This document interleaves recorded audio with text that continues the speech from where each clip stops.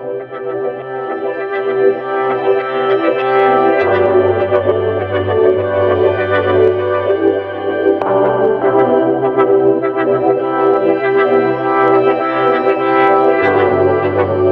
sports fans, my name is Ed, and I've spent the last 20 years traveling North America and the world going to sporting events. I've chronicled all my travels on my website, Itinerant Fan. It has guides to all the stadiums in the major American sports leagues, plus some college stadiums and even some major venues around the world. Plus it has travel tips, guides to how to plan a sports vacation, ways to save money, and much, much more. Check it out sometime if you're into traveling for sports. Now let's explore what there is to do on a sports trip to Tampa.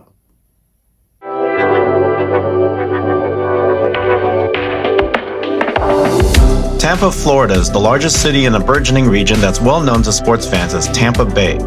Though its cross-bay neighbor St. Petersburg has a prominent role in the travel and sports scenes as well, for purposes of this guide, which is aimed at sports fans planning short trips to the region, we'll keep the focus on Tampa proper.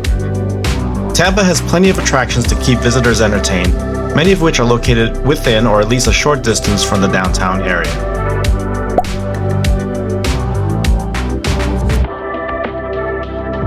If you're coming from out of state, your most likely method of entry is via a flight landing at Tampa International Airport. It's located about 5 miles northwest of downtown Tampa, and it's close to Tampa Bay, so it's also a reasonable proximity to the cities on the other side of the water, such as St. Petersburg and Clearwater.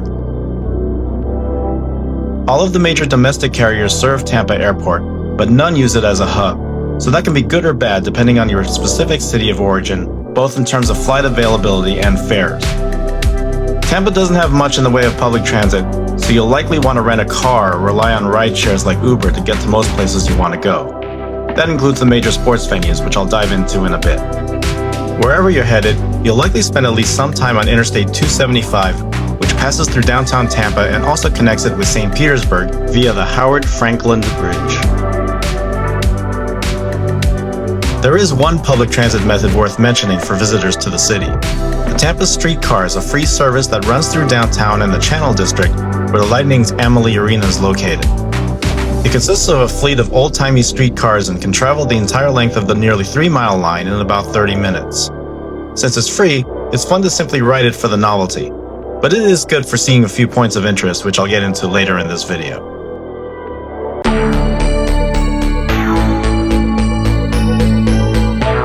Tampa's 3 major sports franchises all play within city limits as of the summer of 2025. But as you likely know if you're a baseball fan, that's a temporary arrangement. One stadium is located downtown, and that's Amalie Arena, home of the NHL's Tampa Bay Lightning since 1996. The arena has built a reputation as one of the league's top fan environments, and it helps that the team has been a consistent contender for years now, winning consecutive Stanley Cup championships in 2020 and 2021. The venue is a reasonable walking distance from most downtown hotels. Meanwhile, the region's beloved NFL team, the Tampa Bay Buccaneers, play at Raymond James Stadium, located along busy Dale Mabry Highway just east of Tampa International Airport. The stadium takes on the character of the home team very well, thanks in large part to the large pirate ship stationed behind the north end zone. And it has hosted 3 Super Bowls, most recently in 2021, when the Bucs became the first NFL team to play in and win a Super Bowl in its own stadium. Located across the street from Raymond James Stadium is the New York Yankees Spring Training Complex, anchored by an 11,000-seat stadium, Steinbrenner Field. In 2025, though, it became the temporary home of the city's Major League Baseball team, the Tampa Bay Rays, after its usual home, Tropicana Field, sustained extensive damage from a hurricane the previous fall.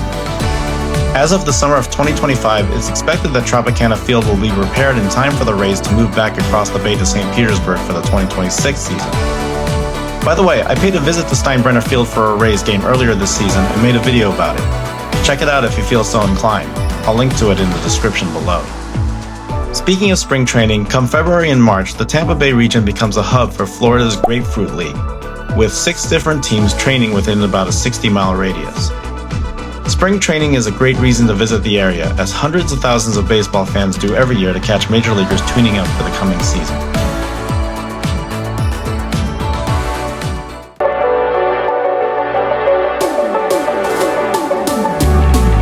If you're paying a short visit to Tampa for sports, There's plenty to see and do just in the central city and surrounding areas. Downtown Tampa is a good place to stay for your trip, with numerous hotels in the central core. It also has several fun regional attractions that, while not necessarily world famous, offer great ways to spend an afternoon and learn about the culture and history of this city. For starters, check out some of the museums and monuments that line the Hillsborough River, including the historic Henry B. Plant Museum, which occupies what was once known as the Tampa Bay Hotel. Plant was a transportation magnate who helped Tampa grow into a major city in the late 1800s. Even if you don't spend time inside any of these museums, you can enjoy Tampa's extensive river walk, which leads along the banks of the Hillsborough all the way to the Channel District, a distance of more than 2.5 miles. Not surprisingly, it's a magnet for joggers, dog walkers, and folks simply looking to enjoy the outdoors.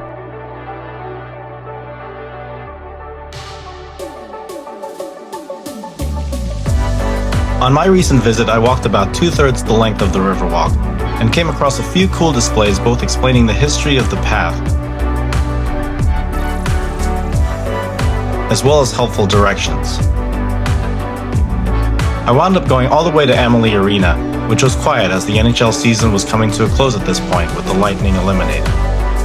Near the arena, you'll also find the Florida Aquarium, one of the city's top attractions, as well as the Sparkman Wharf Shopping Center.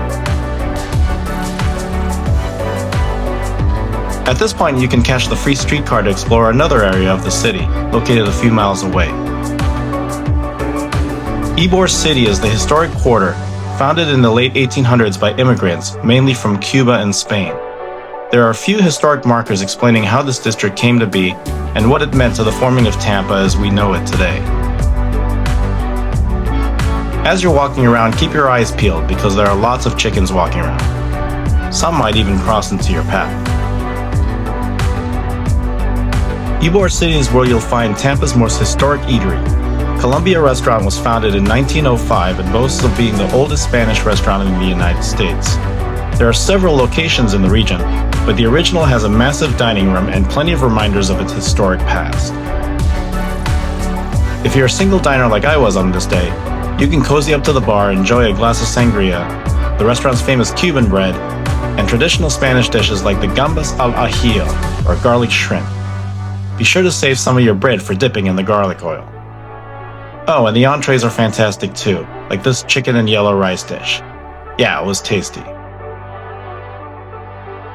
The Cuban influence can be found in another dish that's very popular around Tampa, the Cubano sandwich. Like this one from La Teresita, a popular restaurant located near Raymond James Stadium. It usually consists of sliced pork and ham, Swiss cheese, pickles and mustard on a Cuban bread roll that's then pressed and cut diagonally. Despite the name, it's believed to have been invented in Florida, with both Tampa and Miami laying claim to being the birthplace. I don't know who's right, but I do know that I try to grab one of these sandwiches every time I visit Tampa.